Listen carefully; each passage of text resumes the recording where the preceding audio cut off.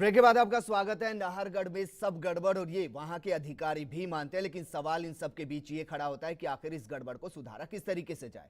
जरा अपने संवाददाता अशोक चौधरी के साथ जुड़ते हैं जिसने इस मुद्दे को उठाया। अशोक, आपसे जानना चाहेंगे, नरेश जी से हम बात कर रहे थे, वो कह रहे थे कि कार्रवाई तो हम करते हैं लेकिन क्या करें, दबाव कुछ ऐसा बना रहता है कि इनाम की जगह सजा मिलती है। आप जब वहां पर गए किस तरीके की अव्यवस्थाएं आपको नजर आई, गड़बड़ी नजर आई वहां पर? विजेंद्र, गड़बड़ियाँ नाहरगढ़ वन्यजीव अभयारण्य के अंदर सिर्फ एक नहीं है, हर तरफ गड़बड़ियाँ ही गड़बड़ियाँ हैं। हर तरफ वन्यजीव संरक्षण कानून का उल्लंघन हो रहा है जी। दो कानून वन विभाग के पास में मौजूद है। राजस्थान वन अधिनियम 1953 मौजूद है और वन्य जीव एवं संरक्षण अधिनियम 1972 मौजूद है, जिसमें कड़े सजा के प्रावधान है, यानी इम्प्रिजनमेंट भी है। उसके अलावा आर्थिक अर्थदंड भी लगाया जा सकता है। यानी कानून तो मजबूत है, लेकिन उनको इम्प्लीमेंट कौन करेगा, ये एक सबसे बड़ा सवाल है। और जहाँ तक विजेंद्र, इस पूरे मामले को देखने से जो चीज़ निकल के सामने आती है उसमें सिर्फ एक चीज़ कही जा सकती है कि कहीं ना कहीं जो बड़े IAS IPS अफसर हैं या जो राजनीतिज्ञ हैं, उन सब की दृष्टि में कोई भी वाइल्ड लाइफ सेंचुरी हो विजेंद्र, उसको सिर्फ और सिर्फ टूरिज्म यानी पर्यटन की दृष्टि से देखा जाता है, ना कि संरक्षण की दृष्टि से। और ये बहुत बड़ी एक विडंबना है, जैसा कि सूरज जिद्दी साहब ने कहा कि जो राजनीतिक इच्छा शक्ति जो होनी चाहिए, उस राजनीतिक इच्छा शक्ति का अभाव है। और यही वजह है कि वन्य जीवों के संरक्षण की हम बात तो करते हैं लेकिन हम लोग उनका विनाश करते जा रहे हैं, क्योंकि कहीं ना कहीं हमने पर्यटन की जो नीतियां हैं, पर्यटन को बढ़ावा देने पर ज़्यादा ध्यान दिया है वनस्पत वन्य जीवों के संरक्षण के। बिल्कुल अशोक, कुल मिलाकर क्या ये कहा जा सकता है कि जो वन्य जीव अभयारण्य बनाया गया है वो पशुओं के संरक्षण के लिए कम और मोटा मुनाफा और पैसा कमाने के साथ साथ मौज मस्ती करने के लिए ज्यादा बनाया गया? बिल्कुल विजेंद्र, जिस तरह की गतिविधियां इन वाइल्ड लाइफ सेंचुरीज में की जा रही हैं उसको देखकर साफ अंदाजा लगाया जा सकता है। अब इसको भला क्या कहा जा सकता है कि जब वाइल्ड लाइफ प्रोटेक्शन एक्ट में सीधे तौर पर किसी भी वाइल्ड लाइफ सेंचुरी में प्रवेश को प्रतिबंधित किया गया है जी। और अगर कोई प्रवेश करता भी है तो उसके लिए चीफ वाइल्ड लाइफ वार्डन के द्वारा परमिशन जारी की जानी चाहिए। इसके बावजूद वहाँ पर शादी पार्टियाँ आयोजित की जाती हैं, आतिशबाजी की जाती है, बैंड बाजा बजता है, DJ बजता है, आग लग जाती है। इसके अलावा वहाँ पर बाकायदा बार चलता है, रेस्टोरेंट चलता है। यानी कहीं ना कहीं वो बड़ी मात्रा वहाँ पे कचरा फेंका जाता है, प्लास्टिक कचरा फेंका जाता है, जिसको वन्य जीव खा जाते हैं अगर गलती से, तो उनके जीवन पर संकट बन पड़ता है। ऐसे हम विजेंद्र कैसे उम्मीद कर सकते हैं कि वन्य जीवों का संरक्षण हो पाएगा, वन्य जीवों का संवर्धन हो पाएगा, उनकी संख्या में इजाफा हो पाएगा? जिस तरह का दखल आज और बड़े अफसरान इस पूरे खेल में शामिल है विजयन, जिस तरह से जो अगर छोटे कर्मचारी कार्रवाई करते भी हैं तो उनको जिस प्रकार से सजा दी जाती है, और एक ज्वलंत उदाहरण है। ये तो सिर्फ एक उदाहरण हमने उठाया विजयन, इसके अलावा ऐसे अनेक मौके आए हैं जब वन्य जीव की संरक्षण के लिए जो काम करने वाले वन विभाग के अधिकारी हैं उनके ऊपर कहीं ना कहीं बंदिशें लगाई गई हैं, उनको प्रताड़ित किया गया है, उनको रोका गया है। सारा वाकया आपने सुना, क्या आपको लगता है कि वाकई में अभ्यारण्य पशुओं को सुरक्षित रखने के लिए बनाया जा रहा है या मोटा मुनाफा कमाने के लिए, पैसा कमाने के लिए? क्योंकि अगर बात अभ्यारण्य की जाए, उनकी सुरक्षा की जाए, तो जिस तरीके से अशोक चौधरी उठा रहे हैं कि वहां पर आतिशबाजी की जाती है, बम पटाखे चलाए जाते हैं, आग लगती है और हर दिन वहां पर वेस्ट जो है वो खुले में ऐसे ही फेंक दिया जाता है।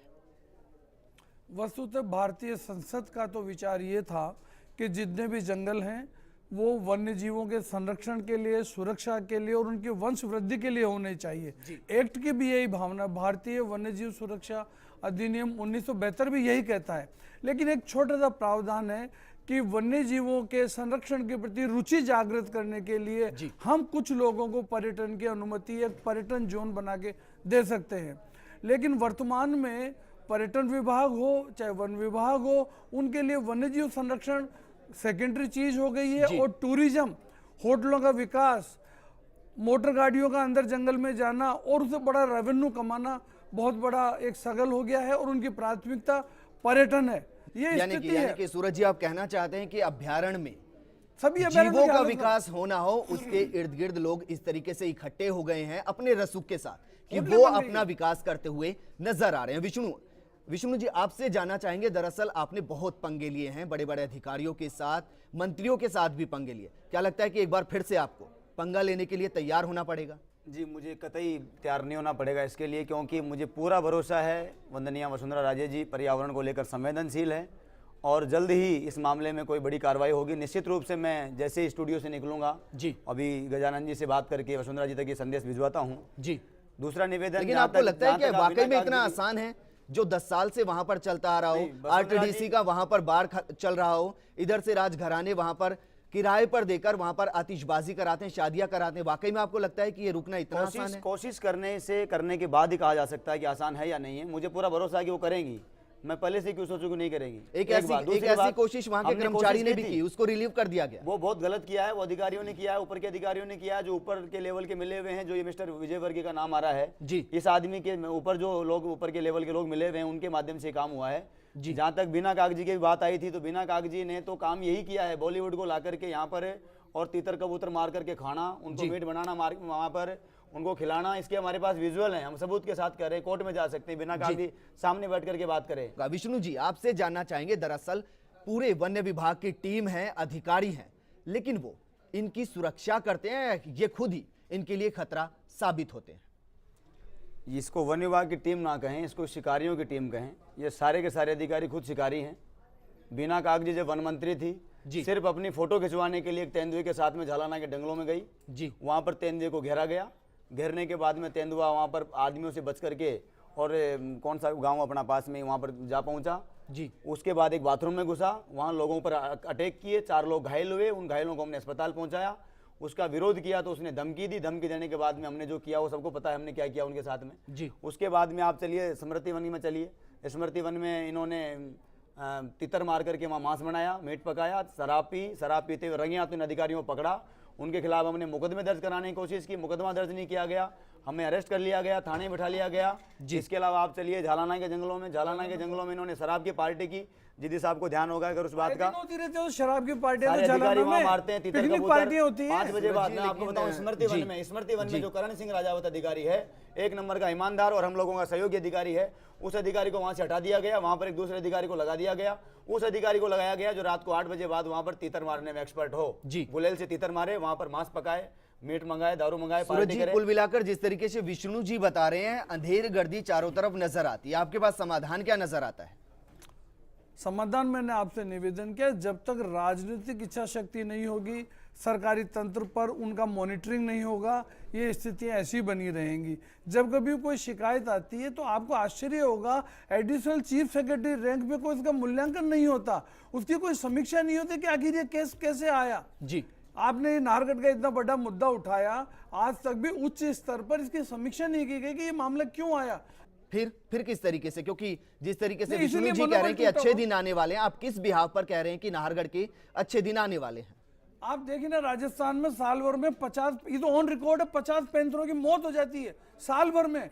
कोई कुएं में गिर जाता है, कोई ट्रेन एक्सीडेंट में हो जाता है, कोई बस ट्रक से टकरा जाता है। अकेले सरिस्का में पूरे साल में 8 पैंथर की मौत हुई है।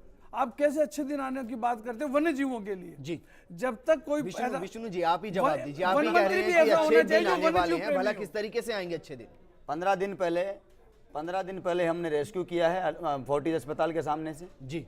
7 शिकारियों को पकड़ा है जी। 3 कट्टे विष्णु जी, यहाँ बात शिकारियों की नहीं, यहाँ तो जो अधिकारी है वही शिकारी है। मैं बताऊं उनके ऊपर तो कोई लगाम ही नहीं लगाई जा रही ना, वो किसी को रोकते नहीं, खुद वहां पर शिकार करते हैं। उनकी शहगर्दी के अंदर, उनके दिशा निर्देश के अंदर, या कहें कि रसूखदारे के नीचे वो काम करते हैं और सारी अय्याशी वहां पर उनके चलती ऊपर है। काम करने वाले एनजीओ का वो साथ नहीं देते हैं। वो उस एनजीओ का साथ देंगे जो प्रोजेक्ट और पुरस्कार उनसे मैनेज करते हैं, उनसे प्रोजेक्ट लेते हैं। उनका जो फिक्स होता है वो उनका फिक्स करते हैं, परसेंटेज फिक्स करते हैं। जो जिनके ऊपर जिम्मेदारी है वो तो पूरे तरीके से पल्ला झाड़ते हैं ऐसे ना। अधिकारियों को पोस्ट दी जाए मेरे घर में पोछा लगाने की, इसलिए ज्यादा औकात उनकी नहीं हो सकती, चाहे वो कोई बड़े से बड़ा अधिकारी हो। सच को साहस के साथ करने की ताकत कल भी थी, आज भी थी। विष्णु जी, सलमान लेकिन खान के उनके खिलाफ बोल सकते हैं तो आज भी बोल सकते हैं। सूरज जी, कल भी आपसे जानना चाहेंगे, विष्णु जी जिस तरीके से कह रहे हैं, अगर उनको हटा भी दिया जाता है तो दूसरे लोग आएंगे। दरअसल वो तो पपिट की तरह काम कर रहे हैं ना। सरकारी महकमा हो गया, राजनीतिक रसूखदार हो गए, इसके अलावा बड़े रसूखदार हो गए, वो तो उनके नीचे काम कर रहे हैं। उनको आप हटा भी दोगे तो भी समस्या का समाधान नहीं है, क्योंकि दूसरे लोग आएंगे वो फिर इसी तरीके से काम करेंगे। आम जनता जन जागृति लाएगी, सारे एनजीओ इकट्ठे होकर के सच को साहस के साथ करने की ताकत लाएंगे, उनका विरोध करेंगे तो ये दुर्गेश विजयवर्गीय जैसे कोई नहीं हटते। कोई होटल, कोई बड़ा बिल्डर कोई सामने नहीं आते। सलमान खान ने जयपुर में सार्वजनिक कार्यक्रम करने बंद कर दिए।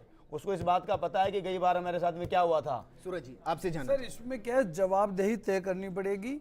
अभी भी सरकार को ये पूछना चाहिए कि जब नाहरगढ़ में ये किस्सा हुआ, जब आग लग गई, मुलजिमों को पकड़ा गया, तो उच्च स्तर के अधिकारी वहां क्यों नहीं पहुंचे?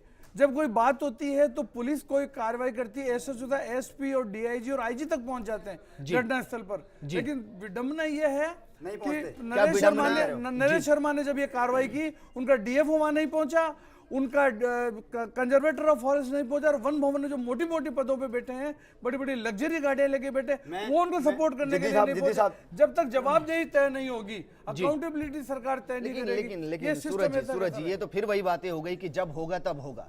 दरअसल अगर ये सब कुछ होना होता या कार्रवाई होनी होती तो हो चुकी होती, क्योंकि जिस तरीके से वहां पर हुआ, आप श्रीनिवास उसके बाद राव से फोन कम से कम वो अधिकारी तो ये सोचता होगा कि उसको कुछ पारितोषित होगा, उसको कोई फायदा मिलेगा, लेकिन वहां पर सजा होती है।